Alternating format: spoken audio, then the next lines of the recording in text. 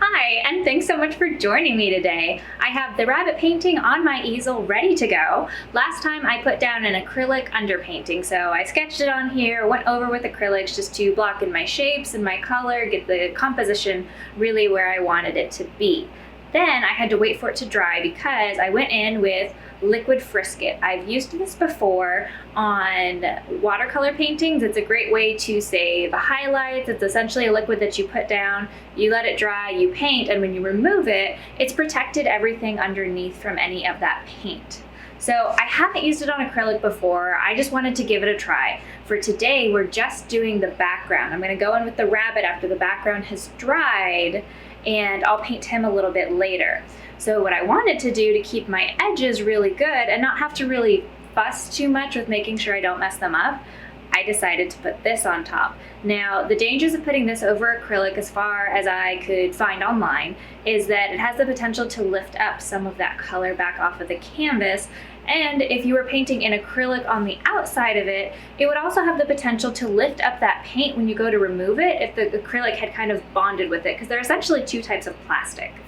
With the oils, I don't think we're gonna have that issue, and the way you could also avoid that issue with acrylics is we're going to take the liquid frisket off at the end of this. So while the paint's still wet and being really careful not to smudge it, that's when I'm gonna try to remove this. If you do it once it dries, again, that's where you may have some paint peeling up. So this is what we're testing today.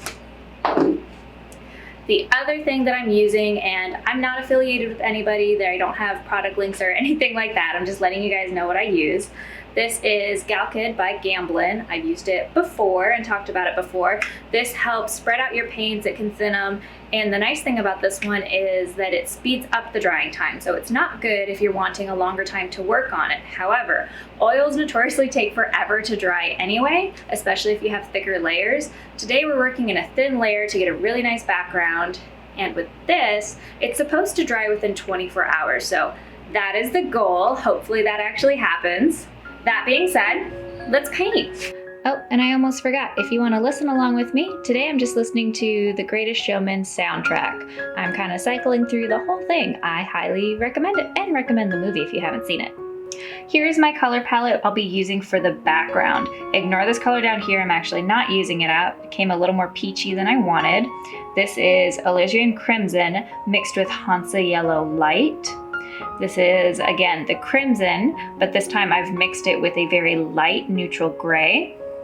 And on the end here, I got kind of a medium color by mixing the crimson with titanium buff. So it's like titanium white, but it's more of an off-white and doesn't give quite that same overload that just straight up titanium white does.